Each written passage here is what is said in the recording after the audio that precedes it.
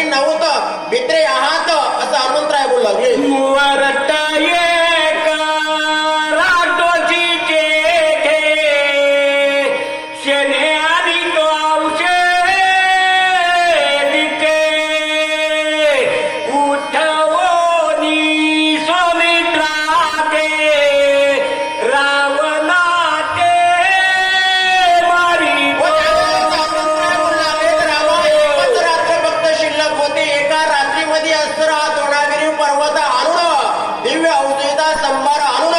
लक्ष्मीजीला त्या ठिकाणी अस्त्र मी सावध केलं असतं आणि एका रात्रीमध्ये त्या ठिकाणी राजा रावणाचा अंत करून आपण त्या ठिकाणी लंकेवर विजय प्राप्त करीत होतो.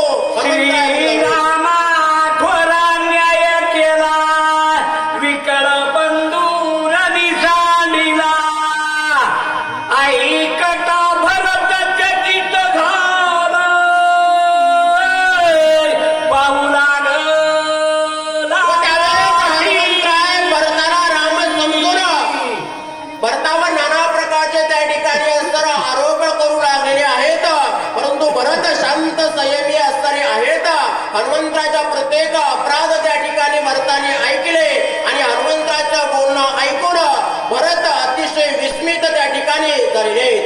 कपिरूपे पर्वत आकार उची बांधो डोंगर गगनी जातो से सत्वर गरजत थोर राम नामे. भरताने विचार केला, हा वानर अस्त्र अतिशय अत्रोमय दिसू लागला. या वानराने आपल्या शेपटामध्ये बलाढ्य अस्त्र पर्वत या ठिकाणी अस्त्र बांधलेला आहे. आपल्या शेपटीमध्ये पर्वत बांधून आकाश मार्गाने अस्त्र श्रीराम जय राम या रामनामाचा अस्त्र जय घोष करीत हा वानर जाऊ लागलेला आहे. नक्की हा वानर अस्त्र या ठिकाणी रामाचा निज भक्त असेल असं भरत विचार करू लागले.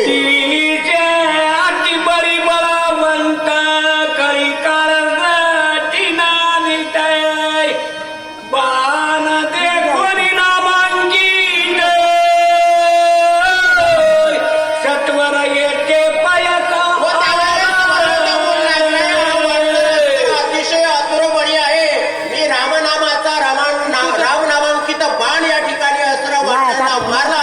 त्यावेळेस वानर सहसा या ठिकाणी येणार नव्हता, परंतु या बाणावर रामनामाचे शब्द त्या ठिकाणी असल्यामुळे रामनामाच्या बाणावर विश्वास ठेवून हा वानर या नंदीग्रामाच्या ठिकाणी आलेला आहे असं भरत विचार करू लागले. होय राम दूत साचार युद्ध मांडले गोरांगर पर्वत घेऊन सत्वर करावया संवार जात. त्यावेळेस भरताने विचार केला, हा वानर असणारा नक्की प्रभू रामचंद्र यांचा दूत आहे. कुठेतरी घोरंदर अशा प्रकारचे युद्ध चालू असेल आणि युद्ध प्रसंगामध्ये काहीतरी त्या ठिकाणी विघ्न आला असेल आणि विघ्न दूर करण्यासाठी हा हनुमंतराय या ठिकाणी आपल्या शेपटीमध्ये बांधून हा पर्वत या ठिकाणी अस्त्र घेऊन चाललेला आहे असं भरत विचार कुंडली